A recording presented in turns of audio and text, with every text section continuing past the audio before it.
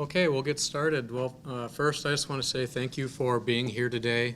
I always like to start these things a little light, and being here today, I just want to kind of reflect on that we all have one thing in common today, and that's we're not entirely sure what I'm about to say. So we'll get right into it here. No, we've got a nice presentation here for you today.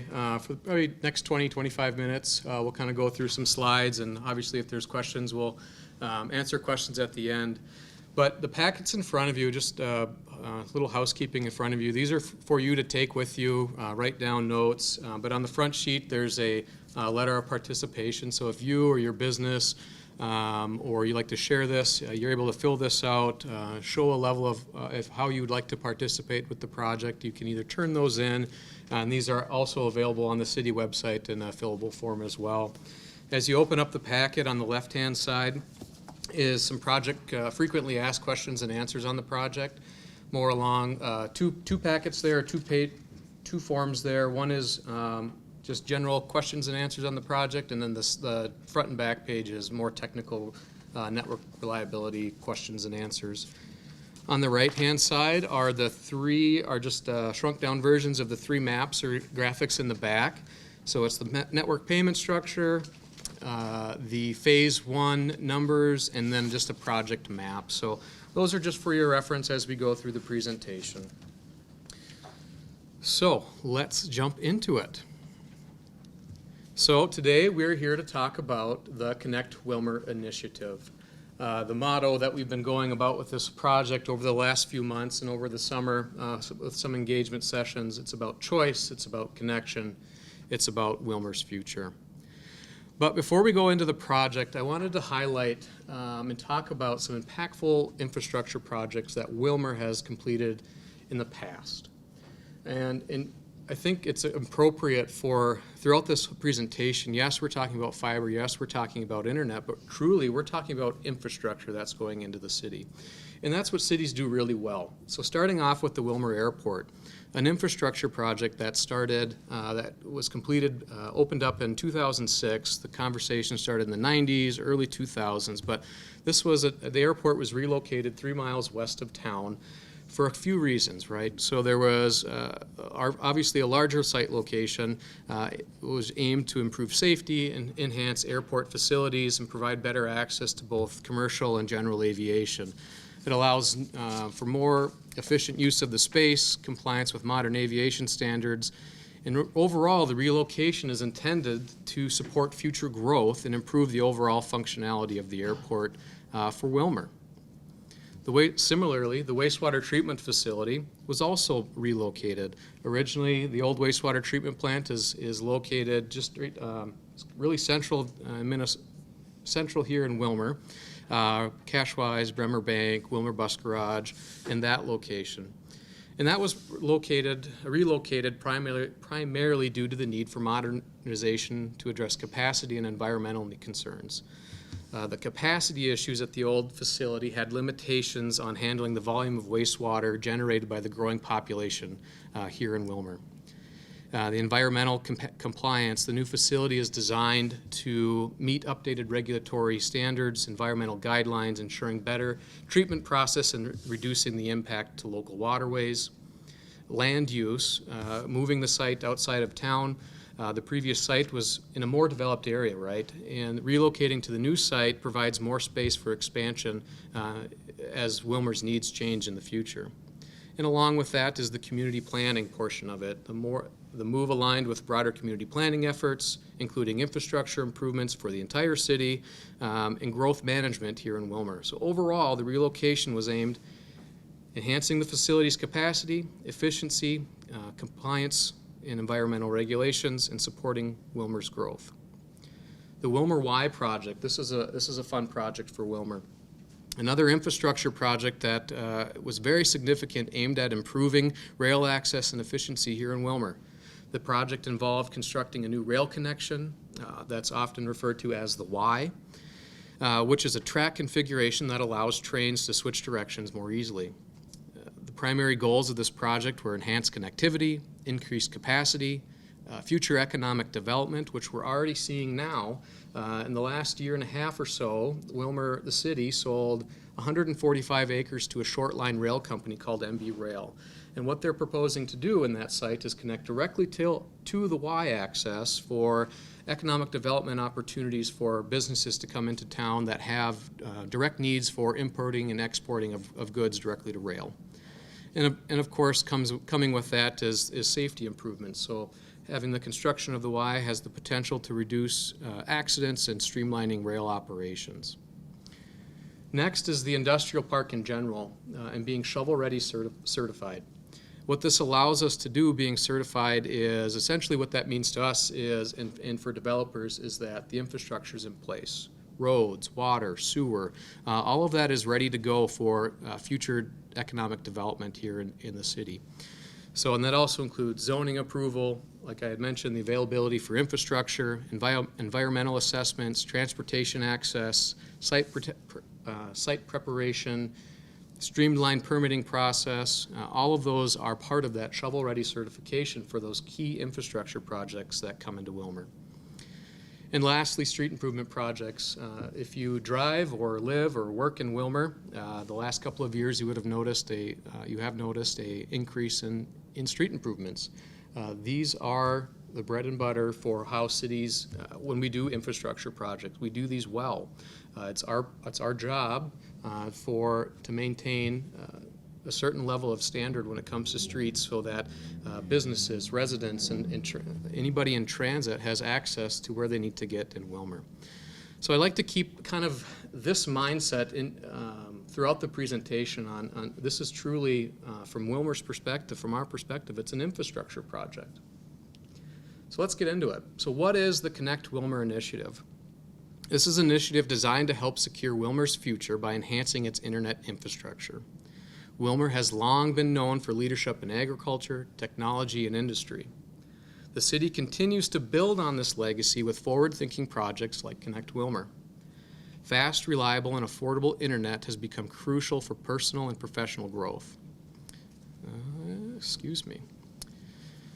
Recognizing this necessity, Willmar city officials and staff have taken proactive steps to ensure the community has access to the high-quality internet service it deserves and that it's offered at reasonable prices.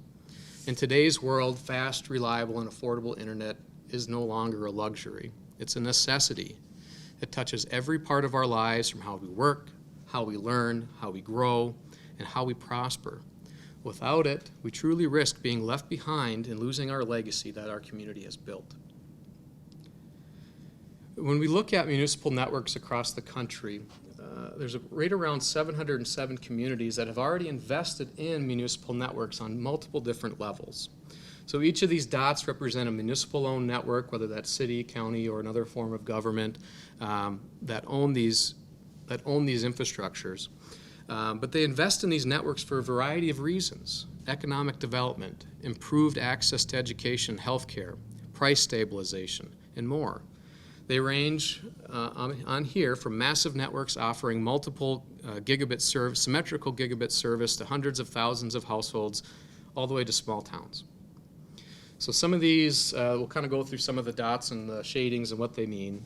So the red shading states that you see here are states that have preemption laws in place. And what that means is that it's more difficult for a local government or a city to go in and build a municipal network. Not necessarily saying it's impossible, but there's barriers in place. The yellow dots are retail services that are, again, city-owned networks that often either are a combination of an open access or a contract with a private ISP to offer services to residents and businesses. The orange dots, there's a few of those scattered, and some of them are overlaid with the yellow, but those are open access. That's Willmar's project, and we'll talk about that, what open access is in a little bit. The green dot, there's one there in Nebraska. What that indicates is a conduit. So it's a matrix of tubes that would connect the city or the service area. Not necessarily saying that service is being provided, but the development in the project is underway for when that municipality or that entity would like to move forward with a infrastructure or a internet project that the conduit is ready to go. The infrastructure is in place. And the purple is What that is institutional networks, so government buildings, states, counties, hospitals, cities, etc. And there's a couple of good examples here. We'll zoom in a little closer here to Minnesota. Largely encompass the metro, and with Carver County, Scott County, they about 15 plus years ago started to develop a infrastructure fiber project that connected all their county facilities. And as those develop over time, what they're experiencing now is that as those projects expand, they're actually connecting residents and businesses when they make those additional fiber drops. And I'll go back one. There's a couple of red ones here in Indiana. What that indicates is that there is a municipal-owned network, but it's not offering services to residents and businesses. It's often referred to as a middle-mile service, or it's a transmission service, or offering the service directly to a data center. But still, the project is owned by the municipality. So it's significant. I think when you look at the country overall, this isn't necessarily new to the country. It's not even necessarily new to the Midwest, and it's definitely not new to Minnesota. We'll get into that a little on the open access, like I had mentioned here in a little bit. But how did this project start? So in 2022, the city had released a RFP, a request for proposal, to look at bringing infrastructure to the industrial park. If you remember, we talked about being shovel-ready certified in the industrial park, so the roads were put in place, the water, the sewer, access was put in place, but internet necessarily wasn't thought of, and that's nobody's fault. But when we're looking at development opportunities in the industrial park, we thought it was a good idea to have internet ready to go as a economic development tool to add to the industrial park. So in 2022, in the fall of 22, we released RFPs. The city received 3 proposals that varied and offered a little bit more than the initial ask of bringing fiber just to the industrial park. When these were evaluated, the standout proposal was received from Hometown Fiber. And this was not limited to just suggesting bringing fiber to the industrial park, but bringing fiber to every resident and every business in Willmar. So when this proposal was received, broadband projects were affluent throughout the entire county. Candiota County has been fortunate and lucky enough to receive hundreds of thousands of dollars towards fiber projects, broadband projects throughout the entire county, and those are continuing to come in. Just in the last couple of months, they received another round of grant funding, which is fantastic. So, but with seeing that and seeing the projects throughout the county, the committee wanted a little bit more data and insight onto what types of services were being offered in Willmar. So in December of 2022 and early 2023, we had started a mapping project of the city of Willmar. So this data, I will say, this information that you see here is, we're coming up on 2 years old, so it is dated, but it still gives us a good idea of what types of services are being offered here in Willmar. So the overall, a majority of the parcels here are yellow, and what that is it's coax cable. So over 7,000 parcels, or a large majority of Willmar, is served by coax cable. The green parcels located kind of in the industrial park, northwest side of town, west side of town, is pond fiber, so that's split fiber or shared fiber services that are being sent out to that area. The blue parcels, there's 23 of those, primarily government institutions. We've got the state building, the schools, Ridgewater College, and there's a few other scattered locations in the industrial park and big box stores on the south side of town. And those are being served by fiber. And those are going to meet demands for the next 20, 30 years and beyond. And the fiber portion, that's what we're looking at doing for the entire city. And the 2 red properties that you see, those are actually both city-owned properties, and at the time, we were not being served at the airport and the wastewater treatment facility, but those have since been remediated and are now receiving fiber service.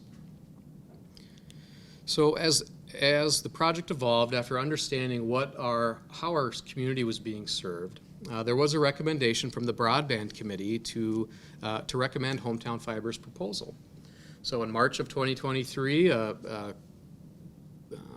professional service contract was signed, and we started to assemble a team, if you will, of consultants, of experts that have worked on these types of projects in the past, focusing specifically on open access. We wanted to be able to vet and verify and do our due diligence throughout this entire project to make sure that we remain on track and that this is something that is tangible enough and we can recommend to the City Council. So we did consult with LRB Public Financial Advisors. They are a financial advisor firm out of Salt Lake. They do a lot of work with open access projects in the Salt Lake City area. Utopia, it would be one of the main projects out there. Gilmore Bell Disclosure Council, they've got locations in Salt Lake as well, and they would help with some of the bonding and financing requirements. Again, more along the lines with, more familiar with open access projects. And then we actually did a consulting agreement in July of that year with Utopia's CEO to help us review some preliminary documents and make sure that, just to evaluate where we're at. And that was a $5,000 contract that the city spent with that particular individual. And it was money well worth spent because as we went through some of the preliminary documents, basically he's taking out his red pen. You don't need this, or this is duplicative services. Saved the city about $400,000 on network architecture and engineering proposals that were coming in as well. So this is just to show as we go through the project that we want to make sure our due diligence we're doing our due diligence and a solid and complete project is being brought forward for the City Council. So what is open access? What are we talking about here today? So open access is publicly owned infrastructure. It's an open access network that can create a vibrant and innovative market for telecommunication services or internet services. Municipalities would build the physical infrastructure, and independent ISPs or internet service providers would operate in a competitive market using the same physical network infrastructure. So it's an equal playing field for all providers that offer the same service that is owned by the city in this case. So in this competitive marketplace, ISPs would then compete for customers. They could have incentives or to innovate rather than simply locking out competitors with not locking out competitors, creating, really a de facto monopoly. So it's allowed to be, it's open, right? Let's see here.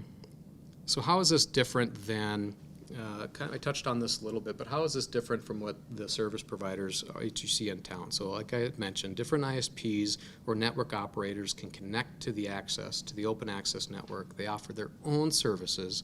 They handle customer acquisition, billing, support, while the underlying network infrastructure remains the same.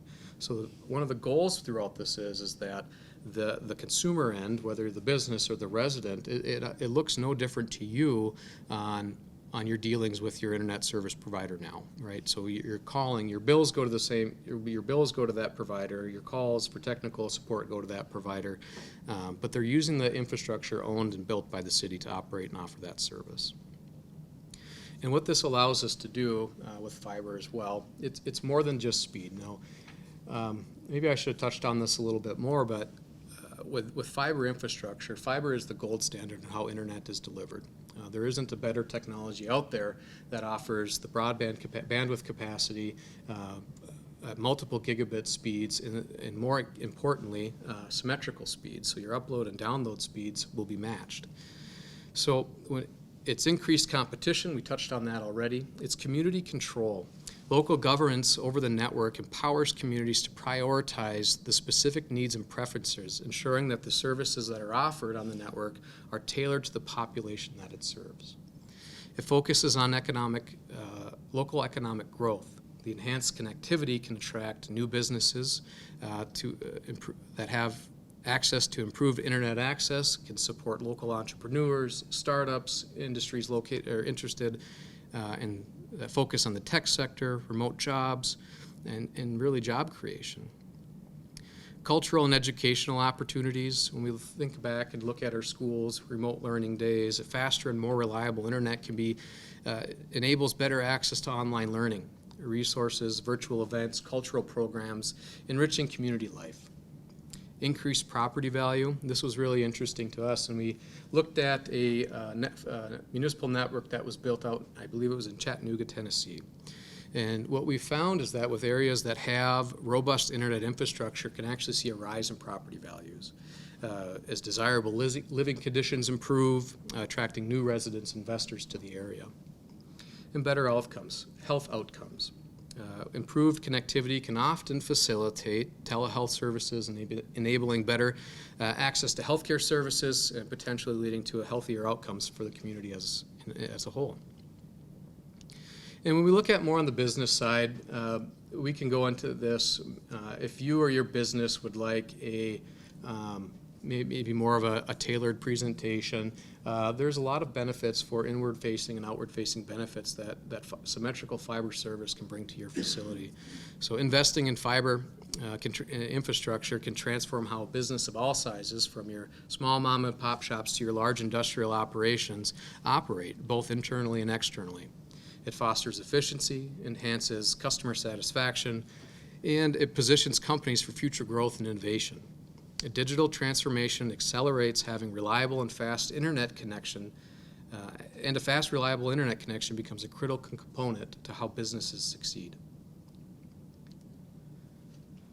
So as we look at the project itself, the proposed project timeline actually would start. The City Council would be potentially making a decision in early 2025 to approve Phase 1. And that map is located, or is in your packets, but it's on the screen here as well. So really what the area includes is the airport, the industrial park, follows Highway 12, down 1st Street, and then all the way to 19th Avenue back west. And these would happen in each year, 25, 26, and 27. And we're anticipating with the construction build out in 2025 that services there's an opportunity for services and people to be able to connect in the fall of 2025. Another thing I wanted to share, and again, this is located in your packet, but is the network payment structure. So as we go through this process, obviously it's an expensive project, right? Any construction project or infrastructure project is. So what the city would be considering is using general obligation bonds to finance and fund the construction portions of the project. When the project is then financed and funded with those bonds and constructed with those bonds, subscribers pay their internet bill to providers for that service that they are paying for. And in turn, the providers who are offering that service on the network then pay a lease fee to the city. The city, with those funds, pays back the bond they would receive from providers, and then any profits that the city would receive are reinvested back into the community and back into the network. So it's that those payments would go back to pay the bond, and long term to be reinvested back into the community and maintain the network. So why do we do this? So we're really trying to set ourselves up for the future. It's the scalability, capacity, reliability, and redundancy that's very crucial when it comes to an internet project like this. Investing in fiber infrastructure prepares communities not only for the current demands, but also for the future technological advancements. I mean, think about the last 20 years on how internet has been served and provided to us. By focusing on the scalability, reliability, and equitable access, communities can create a foundation that supports innovation, economic growth, improved quality of life. And as technology continues to evolve, a robust fiber network will be essential in ensuring that communities remain competitive, resilient, and connected. So that's the presentation for today. I appreciate you all being here, wanting to learn more about the project. Please visit the website. You can scan that QR code there, otherwise it is in your folders as well. To learn more about the project, you can sign up to like the letters of our participation. There's newsletters that will be going out. You can sign up for those as well and find additional information on the website about the project. So with that, we'll open it up for questions, if there are any. How do they run the fiber to each house? Yep, so the fiber will be through the network architecture and the civil engineering that is being completed now or wrapping up now, So there'll be a combination of handholds that will be dug, directional boring that will be dug, but from, let's say, from the cabinet that would be located on your neighborhood corner, would be a trench that would be dug, just simply how it's done now, from that box through your backyard or wherever that access point is to your home. So, for example, our house, we have concrete and patio Mm-hmm. all around our house. Yep. So then how does that work? Sure. Yeah, I don't know if I can answer that specifically on that might be more of a, on the contractor side and how that's going to be done. But what we're asking for as well, and I should have mentioned this, so thank you for mentioning that. If your business or you have specific needs or requirements or have more questions on how that service is going to be delivered to the business or the residents, we'll actually take your information down and we'll share that with the network architecture so they can actually contact you one-on-one and walk through those specific needs on what you have or what you would require on that. But it might be, yeah, I don't want to speak incorrectly on that. So, but I'd be happy to follow up with you. Yeah. What's the cost going to be for each of the homeowners to have fiber run to their house? Yeah, that's a great question. It's free, right? So the way that we're proposing to do this is that we are going to bond, the city will bond for the entire project of phase one, which we're anticipating right now, right around $9 million for phase one to be constructed. I'll go back to the map here. So it's not an upfront cost to any of the residents or businesses that want to be a part of the network. At some point here in the near future, there's going to have to be an opt-in or an opt-out phase. And what that's going to allow us to do is finalize network architecture and civil engineering to make sure that we have enough drops and enough locations that are identified. Just essentially solidifies the bidding or the bidding requirements and the bidding docs so we know what's actually getting put in the ground. So up front, the initial cost is zero. If you are in phase one and you say opt out and you say no, and the city continues to build phase two, it continues to build phase three, we don't have it necessarily finalized at this point, but if you want to be connected after the fact, you could experience a charge to be connected, or could experience a charge in order to be connected to the network, but none of that has been determined at this point. So. Yes. I've sat in on a couple planning sessions with the Economic Development Commission, wondering how does this dovetail or fit into some of the efforts that they're doing with broadband? Yeah. Working together or duplicating things? Great question. So, kind of I mentioned at the top, the county is doing fiber to the home projects throughout the entire county. And what their process, they're being awarded BEAD funding or state funding, federal funding, state funding for those projects. And it's a great program. It's a well-deserved program. But what it's strictly identifying is underserved and unserved areas, and it's largely based off of what your internet speed is and how you're being served in the community. So I believe right now it'll change in 2026, but if memory serves correct, if to be considered an underserved community, your internet speeds have to be right around 25 megabits down and 3 or 5 up, and that will change in 2026 to 100 download speeds, 20 megabit upload speeds in 2026. So in most part, most of the city of Willmar meets that minimum requirement.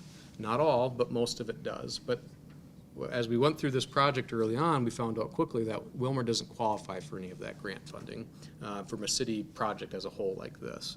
So it's not necessarily kind of viewing it as two different projects. I mean, we've communicated and worked with the EDC, KCED on the project. I mean, shared resources and had some really good conversations. They don't necessarily tie into each other at this point, but in the future they absolutely could, depending on which ISPs end up signing to be a part of the project. Yes? For broadband in general and Wi-Fi, it can be a cost burden to a lot of residents. Could you speak to kind of what's the mechanism to make sure that this is cost prohibitive for everyone or Yes. affordable for everyone? Thank you for the question. So a part of the RFP process that we put out in 2022, one of the requirements out there, and that continues forward into our SLA agreements with ISPs, or service level agreements with ISPs, is that there has to be a low-income package available for every resident, for qualifying residents in town.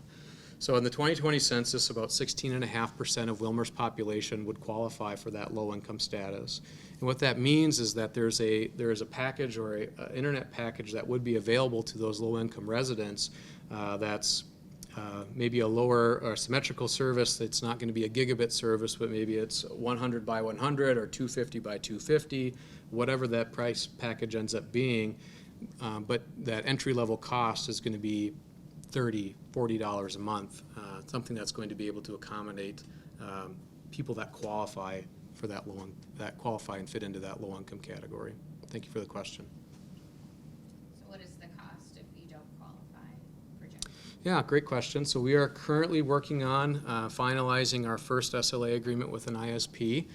We hope here, and my goal is by the end of November to have and be able to share what packages and prices and internet speeds that would be available with that specific ISP.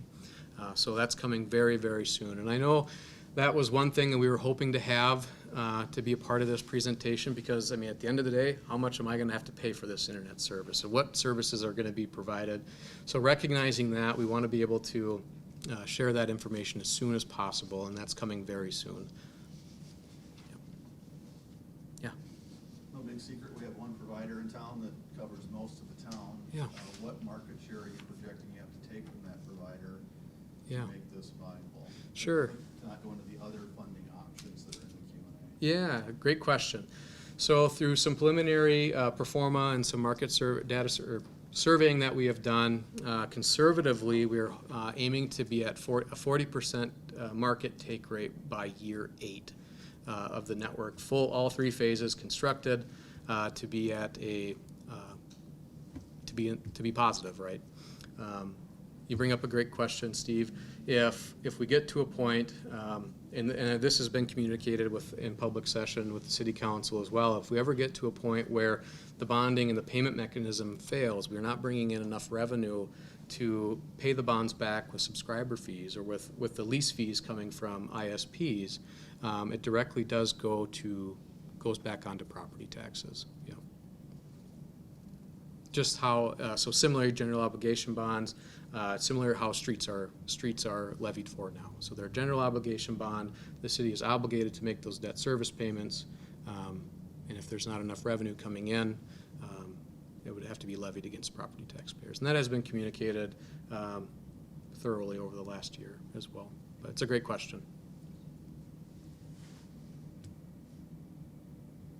Anything more?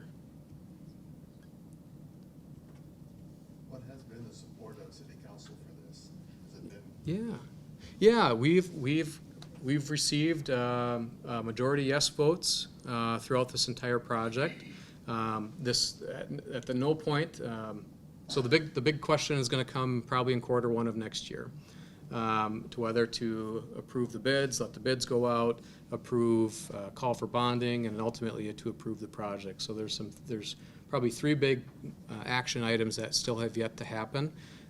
So having these engagement sessions, having some online, or doing some online engagement sessions, in-person engagement sessions, building more of a resource to show the council that there is community support for this is going to be very beneficial. But there is a majority, I mean, maybe I shouldn't even say this. I don't want to speak for the council by any means, but for the actions that have been brought in front of the council, it has been a majority yes vote on the project to date. Yes. I mean, what are negatives of this? It doesn't seem like, it seems like the positives and what the community would get out of this are much more beneficial than anything. I mean, why would anybody not want this? And then, like, the positives about this, it seems like it's gonna do so much more for the community. Yeah, that's a great question, and that's something that throughout the last 2 years when we've been working on this is trying to find the negatives that come with it. I think that one of the biggest negatives is, or not negatives, but the biggest challenge that comes with this is that there's already an established market in Willmar. We want to make sure that there's enough market space to make sure that the project is viable. And through the research that we've done and the collection, that surveying and collection of data that we've done, we believe that there is room for a network like this to grow and to be put in place. We did some engagement sessions all through Rockin' Robins, Welcoming Week, and I think there was one more we did over the summer and early fall. And I don't know if I had one person come up to our booth and talk negatively about the project. I mean, it was all the way from remote work capabilities to having reliability at the workplace to bringing new residents into the area to be able to work remotely from wherever. There was one story shared with us that this particular family has to have 2 internet connections brought to their home from 2 different service providers just to make sure that there's, in Willmar, just to make sure that there's enough bandwidth for that one of their family members to work remotely. So there's a lot of benefits from what we're evaluating and what we're seeing. It's hard to find the negatives on the economic and the impact and what the tangible, what service would bring. Yeah. Great question. Yes? Okay, my question would be, there's the one main service provider currently. Sure. If they decide to match your guys' price, Mhm. price point, Yep. what happens at that point if a small number signs on right away? At what point does it go on to everybody's taxes? Sure. So that's another good question. So what we're putting in is fiber infrastructure. There is not a citywide network of fiber infrastructure in Willmar. So the level of service, the level of quality, the level of symmetrical speeds, redundancy, and reliability that are being put into place with this project will exceed what's already been in most areas in town of what's already being offered. So the goal is not necessarily, it's to be market competitive. It's not necessarily to be the lowest. I mean, the market, the city does not dictate the prices that ISPs are going to offer. We're offering the underlying network infrastructure for ISPs to operate on. It's up to the ISP to be market competitive and to get that, whatever they think they can offer at a speed. But the level of the infrastructure that's being put in place, we believe is going to far exceed what's in majority of Willmar already. So I think being able to show and explain that of what it's not necessarily always about cost. How long can your business, if your internet is down, you've got a cable connection to your coax cable connection, and you run into bandwidth issues, or you run into maybe you've got redundancy, you don't have redundancy built into your place of work, or the outlying network infrastructure architecture isn't as robust. I mean, how long can your business afford to be down? I mean, that's one of the questions that's one of the examples that you could put out there. So it's not necessarily about the affordability. That's why it's the affordability, reliability, and whatever the third one was I said earlier on. Yeah. What burden is going to be put on the city, if any, if we have troubles with this network, and explain a little bit more about the relationship between the city and hometown fiber? Yeah, that's a great question too. So in July of this year, city staff brought forward a operations agreement, a master operations agreement that is between the city of Willmar and hometown fiber. So what that operations agreement does is gives operational maintenance control of the network to hometown fiber to operate and maintain the network. Simple as that. What was the other part of your question, Dave? I'm sorry. If the consumer has issues, Yeah. Who is it going to flood the city, or Yeah. who take care of those issues? So great question. So a couple of different options that you'd have depending on what the issue is. Your first call should always be to your internet service provider. Is it a router issue? Is it a modem issue? That would be something that would be taken care of by by that provider.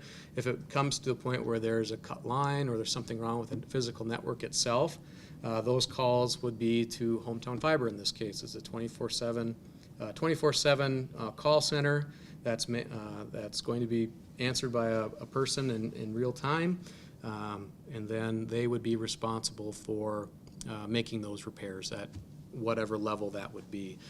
So let's say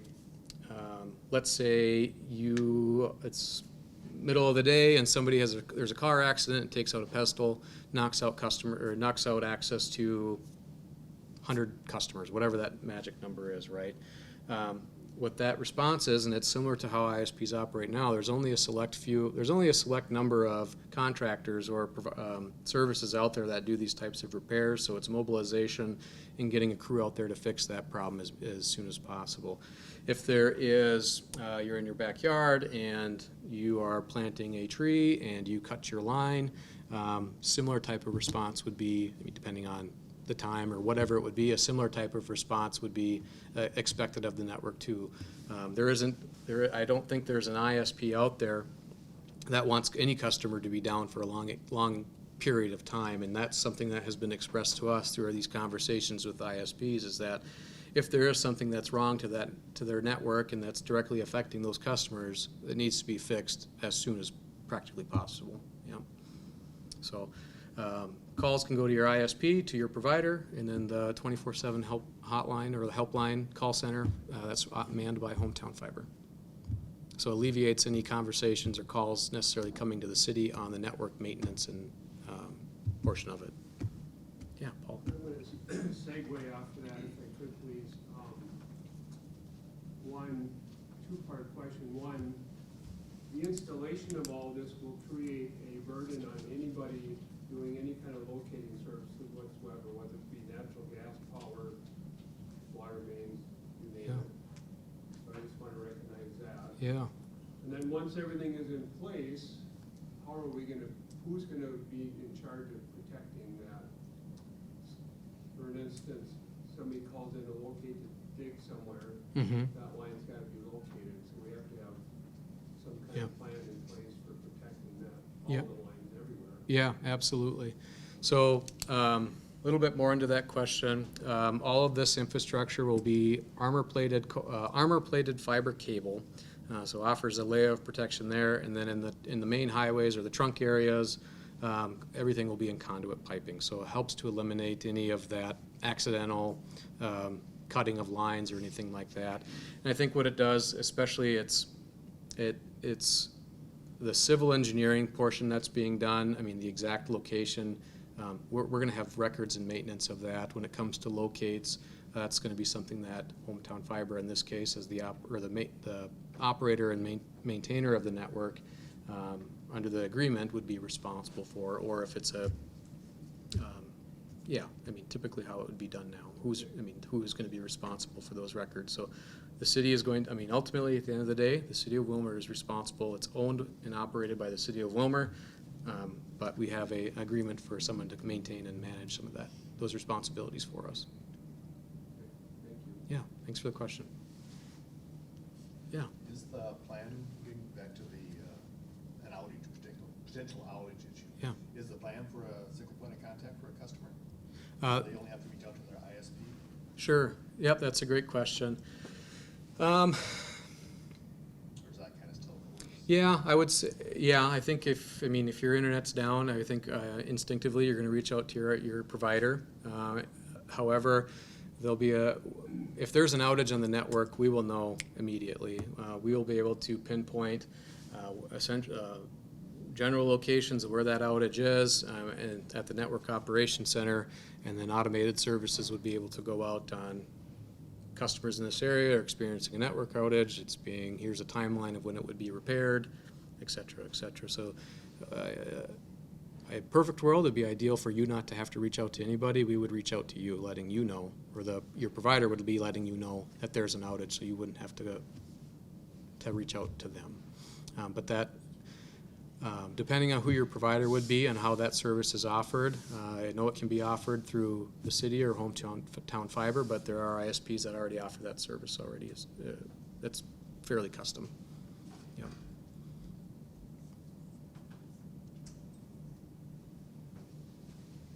Yeah. So it seems like, simply put, it would be better internet to users, right? Mhm.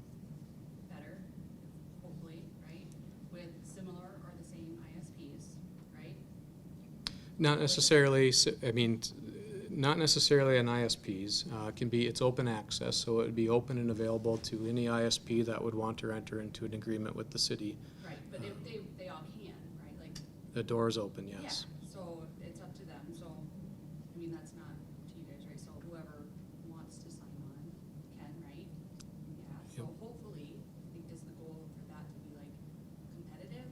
Yeah. So that hopefully they can offer better prices for Yeah. better internet, right, like that's the overall goal, right? Correct, yep, so offers the competitive market, yep.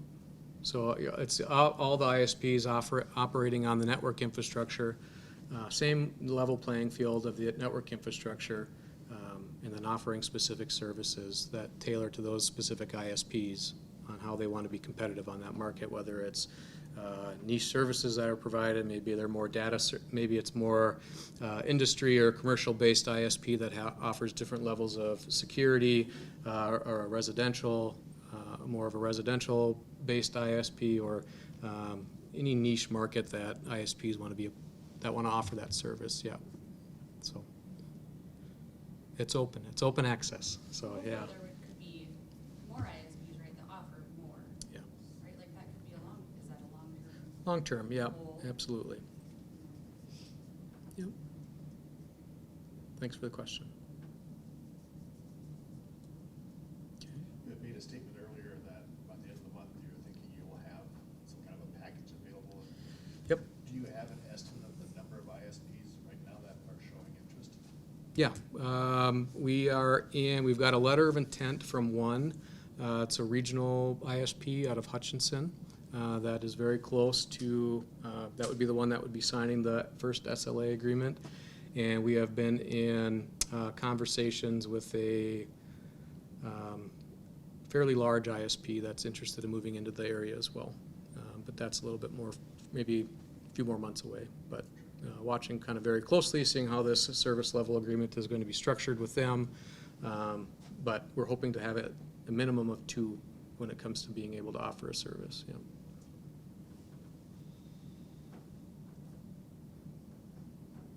And with obviously the capacity to grow and add and more as the market would demand. I would assume ISPs would see the advantage of not having to manage their own infrastructure. Yeah. Yep. Okay.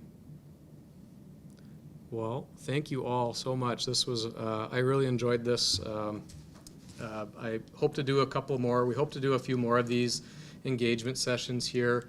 There's been some requests from us to maybe do a couple of evening sessions too, so we'll be getting those scheduled here in the coming weeks to do this. And then if you do want to sign up and leave your information or go to the website, sign up for the newsletter. That way we can make sure to send out whoever on that pricing, the packaging and all of that, and we'll share that as many ways as we can. So if you have questions specific to me, that's my contact information. Please visit the website to find out more about the project.